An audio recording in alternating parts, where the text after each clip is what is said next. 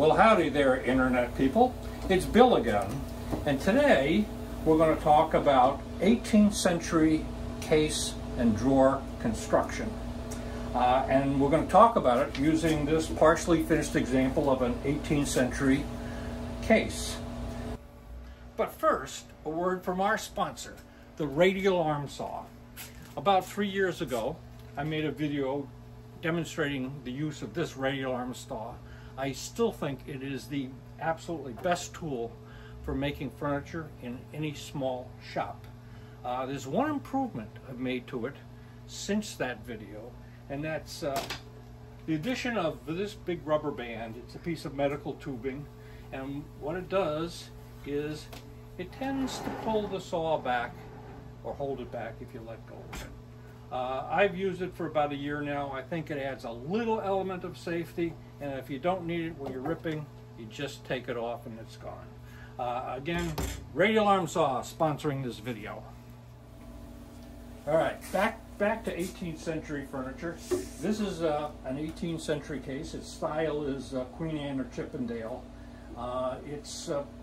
The case itself is almost complete. There's a few details. This is, I think, going to be a very handsome piece of furniture. There is a molding that goes under here. The case is all solid wood. There's no plywood in my construction, no chipboard. Everything is solid wood. The primary wood on this case is mahogany. In this case, it's African mahogany, which when you finish up your piece, looks exactly like Honduras mahogany. It just doesn't work as well during the construction process. It's worth going to the African because it's available and it's incredibly cheap compared to the Honduras mahogany. The secondary wood on this case is poplar. And of course, a case like this is in three pieces. There's a top, there's the case itself, and there's a tray that the case sits in, which is different than 18th century construction. We will get to that. One thing I want to say is there's a natural order of building things. This probably goes without saying. You build the case first, then you build the drawers to fit the case, not vice versa. I probably didn't need to say that, but said it anyway. Okay, what you see here consists of three pieces, as I said: a top, the case itself, and a tray that the case sits in. The top is made up of three boards that are glued together. In the 18th century, the cabinet maker would have found a nice big wide board to make the top. In some cases there were two, but mostly big wide boards made a great top. This isn't. Again, this is three boards, and I've done quite a bit of work in matching the grain. I can still see the glue lines when this top is dyed, stained, and finished. I don't think any glue line will show up, but the grain is matched well enough so this top will look like one board. Okay, folks, this is the case itself without the tray that it sits in and without the top. And as you can see, it is just a dovetail box. There's poplar on the top, poplar on the bottom, and primary wood mahogany on the outside. All of the grain, the top, the sides, the bottom, all runs the same way around the case. So there's no problem with expansion or contraction of wood as far as the case is concerned. It's going to expand and contract this way. And mahogany is very stable, so it's not going to expand or contract very much. Maybe 1/8 of an inch or a little more at most due to seasonal changes. But that's very important. If you glue up cross grain on mahogany, 1/8 of an inch of expansion and contraction will split the wood if you don't account for that movement. A couple things about this case. On the back, there's a 3/8 inch dado to allow the back to go on without it being shown from the sides. A second thing about this case is that both the front and back blades, the drawer blades, are all made out of poplar. There is a 3/8 inch mahogany strip on the front of each of the drawer blades on the front of the case, so that only primary wood shows. On the sides, the 3/8" strip was ripped off the original piece on the side, so the grain absolutely matches. The last thing I want to show you about this case is that the tops and bottoms have gaps in them. They are not made up of one solid piece. The reason for that is it takes less wood. And the second reason for that is, although the expansion and contraction is across the grain this way, poplar and mahogany may have a slightly different expansion and contraction rate. So if you do a solid piece of poplar, that in this case would be 19-20 inches wide, and a solid piece of mahogany, and you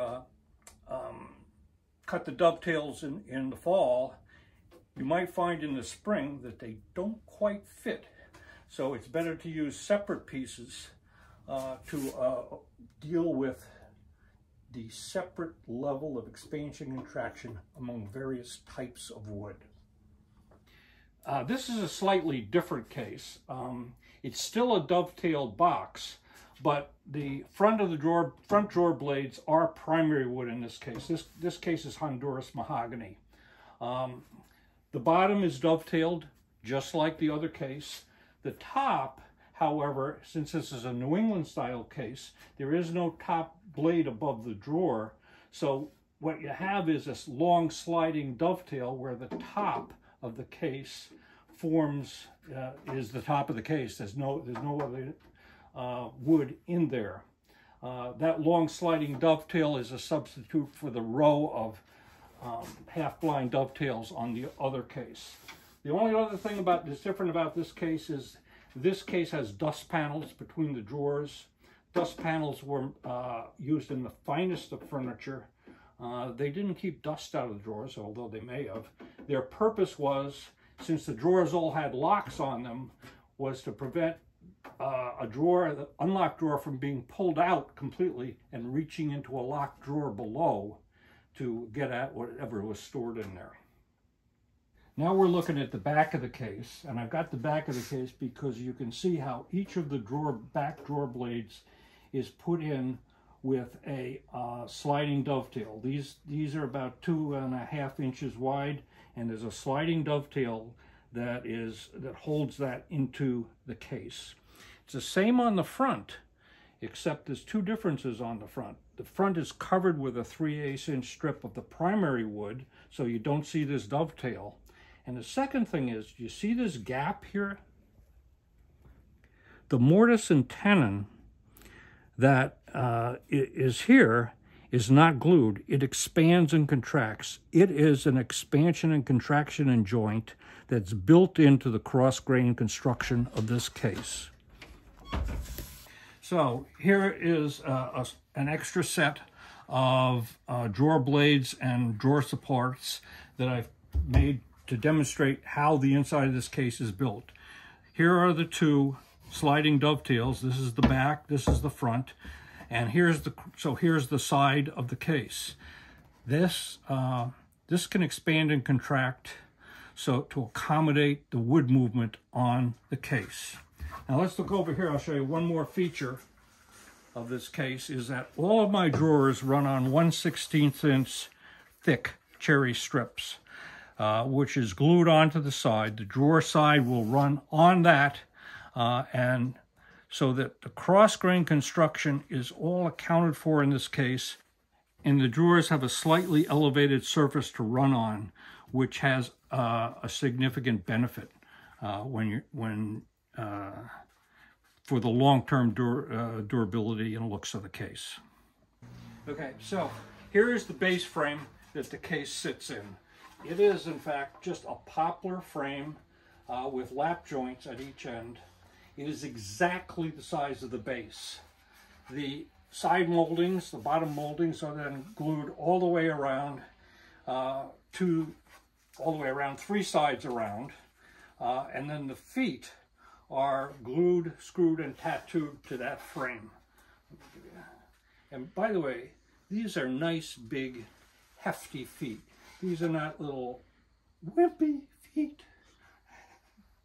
I think that adds to the style and makes for a better looking piece of 18th century furniture. The case fits into this frame, goes inside the molding. When it's in there, it is glued and screwed at the front, but at the back, it's held in with slotted screws so that the sides can expand and contract within this base tray. Now we're going to move on to drawer construction.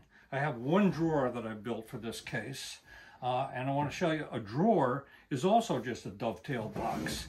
The front, the sides, and the back, the grain all flows in the same direction.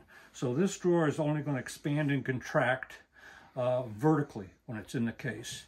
And since it's poplar and mahogany don't expand and contract very much, maybe a 32nd of an inch in total.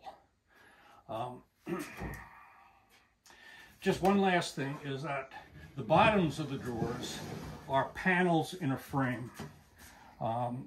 They expand and contract, so the back, they're fixed at the front, and the back has to be allowed to expand and contract.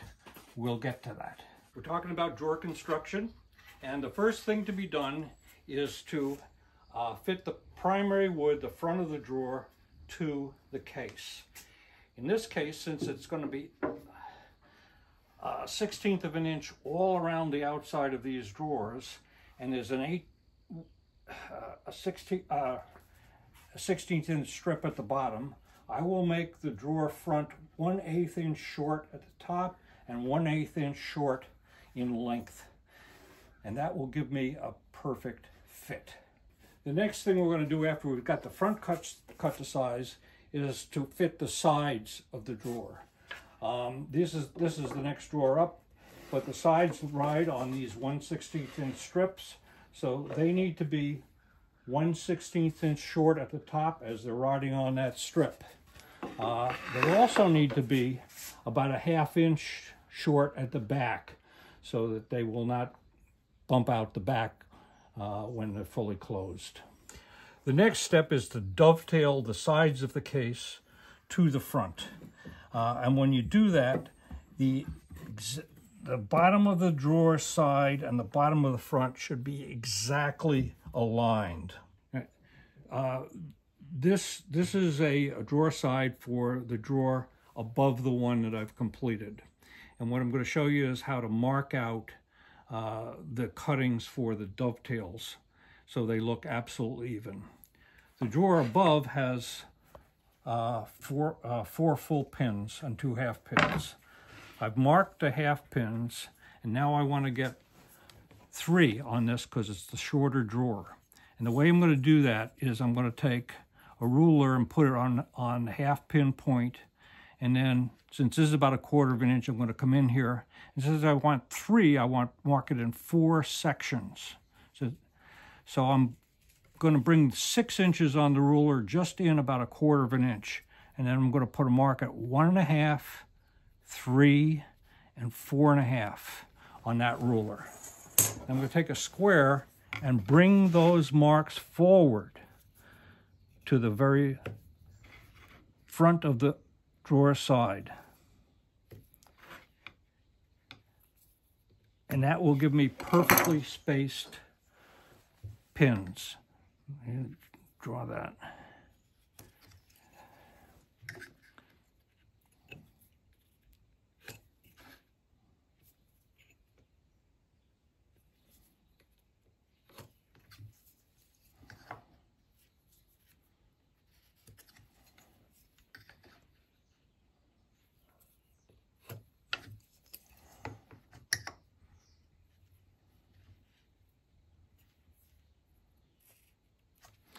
So what gets removed is this half pin, this full pin, this full pin, this full pin, and this half pin. And the way I remove that material is a DeWalt scroll saw. It's the best way to cut this thin wood. It cuts accurately, nice straight edges. The next thing I want to tell you about is chopping out the pins. And all of that marking is done from the tails. In my prior video, I showed you how to do that. One thing I want to re-emphasize is there are these triangle marks on the front and the back and the sides. And if you put those marks on, you won't make a mistake. You won't get this on the wrong side. You won't get it upside down. You won't get the back upside down. Using these marks really prevents a lot of problems. After you've cut the pins, now's the time to plow the grooves that will hold the bottom in place. And you need to cut the pins first because you want that groove to come in the middle of this tail or be concealed by this tail. That will give you the distance up, and you want to keep about maybe 3/8 of an inch up off the bottom. You can use the same distance here, and you can see that this groove, this dado that will fit the drawer bottom, comes in and will be concealed when that drawer is put together. Okay, and the way I cut the dados for the drawer bottoms is a plow plane. This is a Lee Valley, does a beautiful job and gives you absolute control. I like the process, and it's less dangerous and less problematic than using a router. Okay, once the two sides are cut and the dado to accept the bottom panels is put in place on the sides and the front, now you can cut and size the back of the drawer. And the height of the back of the drawer is from the top of this dado to the top of the back. The length is exactly the same as the front.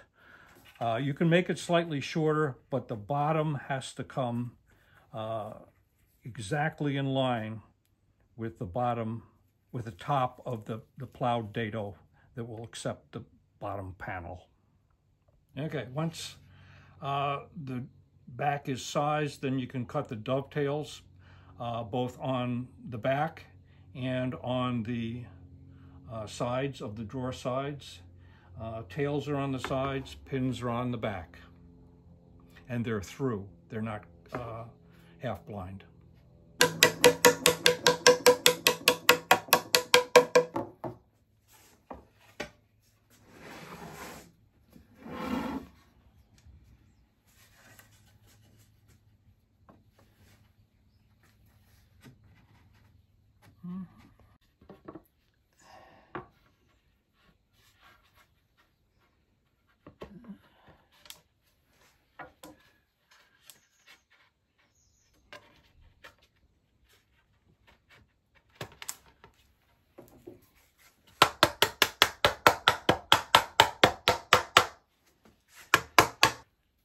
Now, one thing you noticed is that all of these dovetails have a certain amount of friction.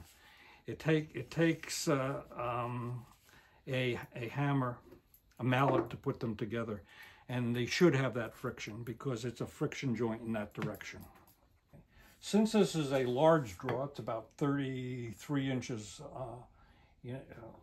in length, I put in a mid-drawer support to support the bottom panels.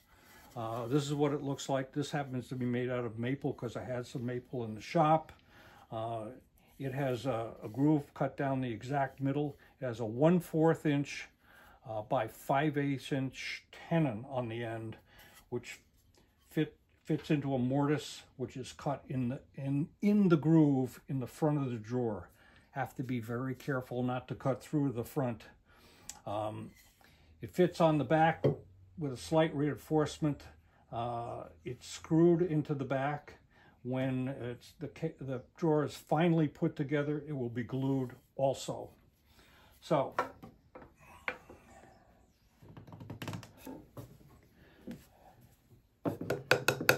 still filming? Mm-hmm.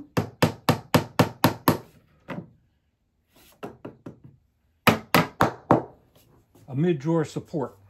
There'll be two bottom panels, not one. Okay, bottoms of the drawers. The bottoms of the drawers are glued up pieces of pine. In this case, there's 1, 2, 3, 4, 5 pieces of pine. It's resawed what I do is plane and smooth both sides of a 1-inch thick piece of pine and then resaw it down the middle to give me one side smooth, one side resawed. So the smooth side is going to be the bottom of the drawer from the inside. The rough side is, which we're going to remain relatively rough. I might hit it a bit with a belt sander, but is going to be facing down. That's the underneath of the drawer. Now this is thicker than the 1/4-inch groove, so I'm going to show you how to plane down the sides so it slides into a 1/4-inch groove. You want to get a line on there so you know approximately where you're planing to. Find a way to hold it down on your bench.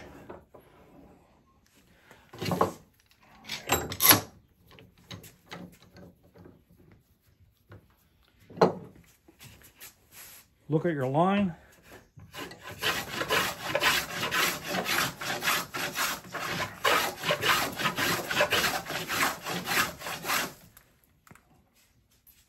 Up, here. Take a test block.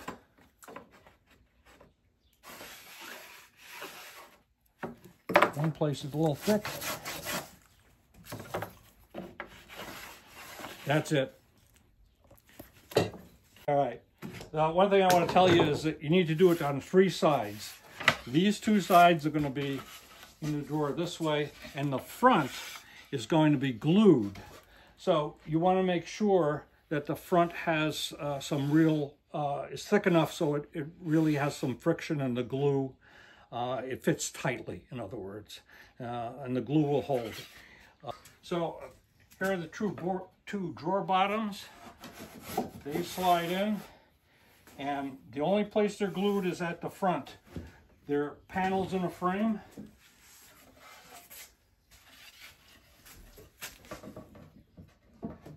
And I've never had a drawer bottom split because I don't glue them the whole way.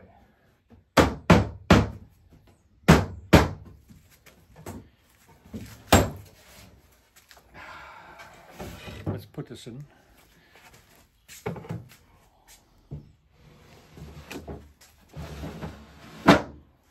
That's a nice fitting drawer. One further thing about this drawer, you want to stop it at the front, not at the back. So you can see on this one case, these are the drawer stops. It's stopped at the front and it has about a 1/2 inch of room at the back. So, in summary, I wanted to tell you that the case, as we've discovered, is just a dovetailed box. The drawer is just a dovetailed box. This case can expand and contract because it's sitting in a base that allows it to expand and contract. And all of the cross-grain joinery in the case contains an expansion and contraction joint. The drawers ride on 1/16 inch strips, which keeps the drawer centered, top and bottom, within the opening, and it also prevents wear at the front of the case. On any big drawer, I do a mid-drawer support because that eliminates flimsiness within the drawer bottom, and it means you don't have to fasten the drawer bottom at the back. The drawer bottoms, again, are panels that can expand and contract because it has one side which is not fixed. That's it. And remember, if you ever visit New York, be sure to see Schenectady. It's a paradise.